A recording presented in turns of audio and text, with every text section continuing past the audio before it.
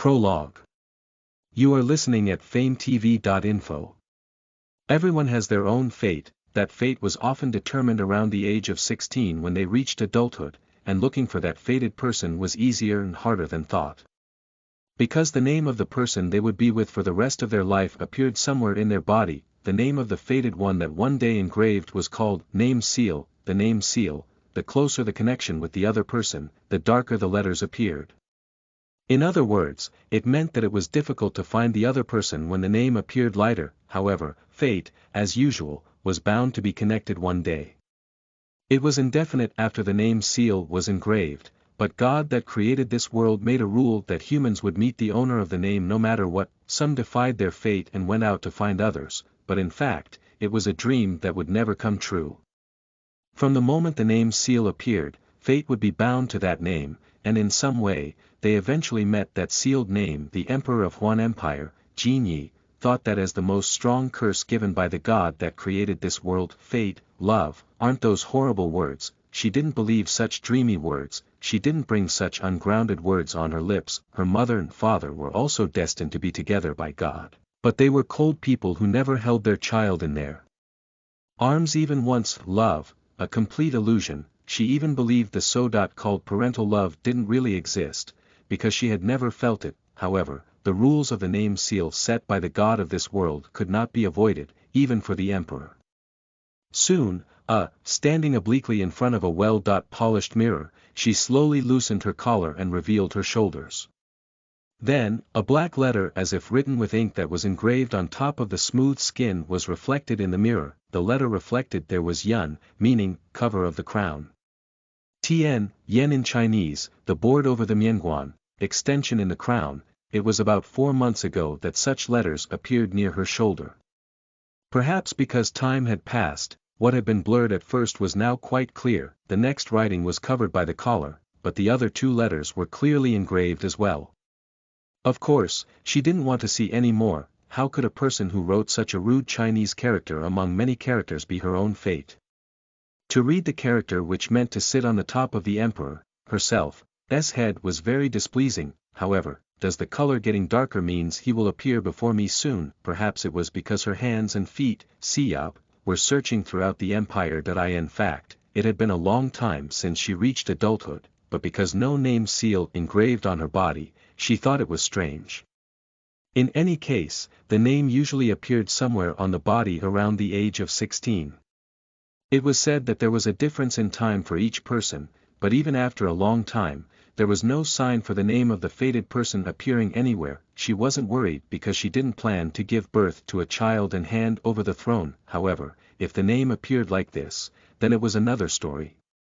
Yun family, She was lost in thought for a moment, trying to remember where the family that used this character was located. Your Majesty, this is me, Siyab. Jean Ye's right wing, Zhou Siyab, arrived. Come in. The shadow carefully came closer.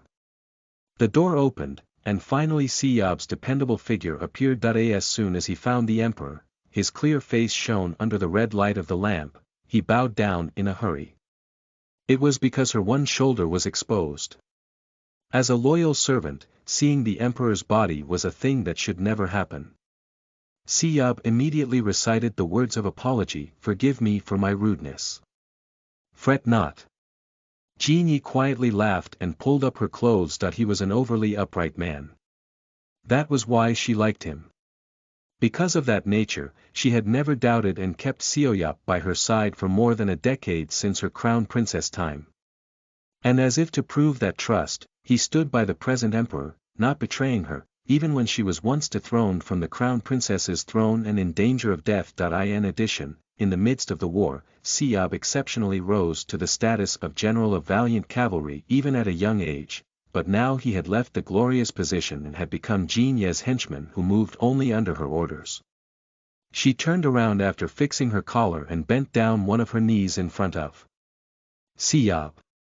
Looking down at him, the emperor opened her mouth. The fact that you have returned. I have found him. Siyab was on the outskirts for a while. It was under the order to find the owner of the name inscribed on the emperor's body. Therefore, The man he had found was no doubt the owner of the name seal in the Emperor of Huan Empire. Her fate, the man whose fate had commanded her to bear in her heart, she had to see his face once after all, there is no doubt this time. Siyab slowly raised his eyes. His eyes shaking could be seen more clearly because of the reflection of the lamp. Jeong read the confusion reflected in those eyes, confusion. In fact, he didn't want the emperor to find her destiny. Jeong stared down at Siyab, who was making eyes like a dog that lost its owner. Siyab bowed once more, and asked. His voice trembled a bit. Is it perhaps, the name, has gotten clear? As though he awfully hated that, Siyab lowered down his head to an angle where his expression couldn't be seen by Jeong and shut his eyes tight. Yeah. It has gotten darker. Very much. Where is he, my lover? Siyab's expression crumpled. Getting no answer, the emperor pressed him with a soft voice. Siyab. I'll have it enter the palace. The tone sounded like addressing an object. Was he from a lowly status? Siyab had a strong loyalty. He must not have liked him as the partner of his absolute master, who was also the most honorable ruler of the empire. She realized what that implied, but Jeong didn't scold him. She only stopped her steps slowly next to Siyab. Lead the way. So it's you. He heard that he came to him by asking around loudly. That he had combed through the whole village like hell. Therefore, the villagers rushed to ask what kind of big wrongdoing he had committed, and soon after, he appeared. His name was Joe Siyab. He asked for his identity and suddenly ordered him to board the carriage. After that, he was dragged around like an object. That it was his first time seeing such a fancy carriage. It was a carriage with the edges decorated with gold, and wrapped in red silk. It was obvious that silk on the inner seat would be more expensive than the cloth on his body. Jo Siyab, who led it, seemed to have a fairly high status. Hard shoulders, straight waist, neat posture, and calm speech.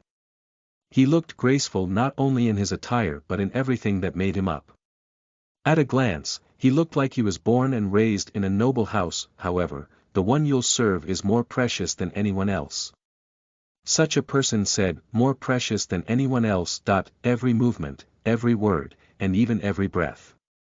You must be careful with everything. It sounded like he would gladly cut his head if he didn't do as he said. When he saw the sword on Joe Siyab's waist just in time, he closed his mouth in tension. His sword was probably very sharp. Although he had never seen it taken out of the sheath, he could easily guess it from the calluses in his hands. In conclusion, he was left alone in a place he didn't even know where. Everything around him was unfamiliar. Why are there so many books? On one side, there were piles of books. He didn't know for sure, but everything in the room seemed to be expensive.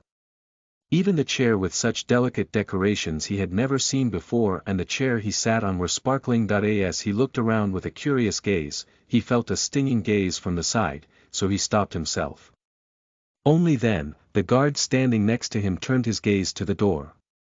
He was intimidated for no reason. He was a son of commoners. He came to a place where he didn't expect he would be able to step in. Imperial Palace. As soon as he stood in front of the door, he recalled the time when he was overwhelmed by the tremendous spirit of the Imperial Palace and reflected on what Siyab had said. The one you'll serve is more precious than anyone else. He wondered what that meant. He didn't know the reason for him to be dragged here.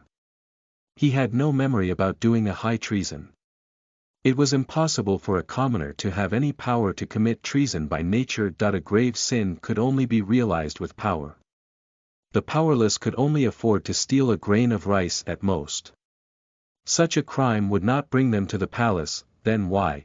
It was a loud voice from outside that cut off his thought. Here comes Her Majesty the Emperor. The Emperor. His head stopped immediately and he didn't know what he should do. When he showed signs of panic, there were grabs from his sides. A man was attached on each side, and they stood him up by holding both his arms. Then he was led to kneel down once again with a force. The strong force shoved his gaze to the ground. I can prostrate on my own without you shoving me. Those were touches imbued with intention to force him to have courtesy, treating him to have no courtesy. Isn't this too much? While he was thinking like that, drtkk, the door opened and black shoes were caught on the end of his gaze. As soon as the shoes crossed the threshold, everyone around him lay face down and said in one voice, "May you be blessed, Your Majesty." Someone nudged his side, as if gesturing to him to do it as well.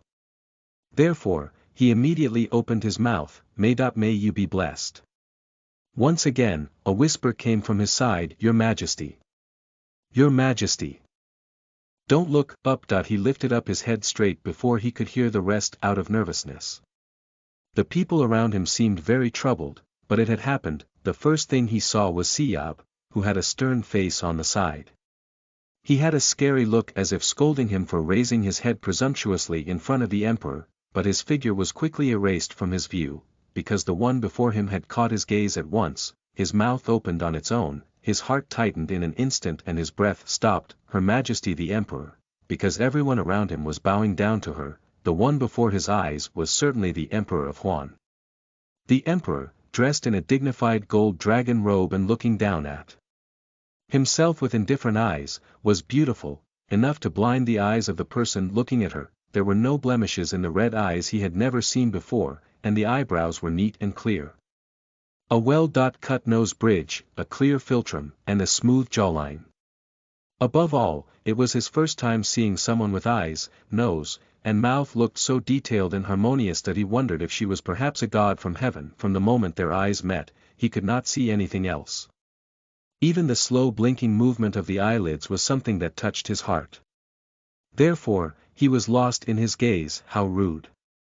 A low sinking voice flowed out through the lips, which were curved sleekly as if drawn with a brush. It was a sweet voice.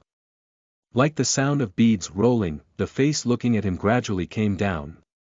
Soon, a slender forefinger landed under his chin. "Your Majesty." From her side, Siab let out a warning voice, but she paid no heed. Instead, she met the gaze she held by the chin. As the candlelight fell on the shiny red pupils like pearls, it made them appear mysterious. His figure was reflected there. It was such an unbelievable sight. The Emperor tilted her head and examined him thoroughly. Then, the 3 letters of his name rang through those beautiful lips. "Are you Yun Mugian?" Mugian could not help but nodded his head while being in trance. "Yes, Your Majesty." Hearing the answer, Genie asked Siab, who was behind her, "Where did you say it's located in this man's body?" "It's in his thigh." "Thigh, huh?" After getting the answer, Genie thought about it, then she let go of Mugian's chin and stood up. Then, she ordered people around him, "I have to see the evidence with my own eyes, so strip him." Mugian opened his eyes wide. "Pardon." Despite him looking flustered, Genie didn't bat an eyelid in front of him. Was it only that? The people who got the Emperor's sudden order came closer to Mugian without hesitation. The pants covering his lower limbs were stripped in an instant. What are? There were a lot of eyes watching. Nevertheless, his lower body was revealed. Feeling embarrassed, he tried to cover his body but it was impossible. Siab approached him.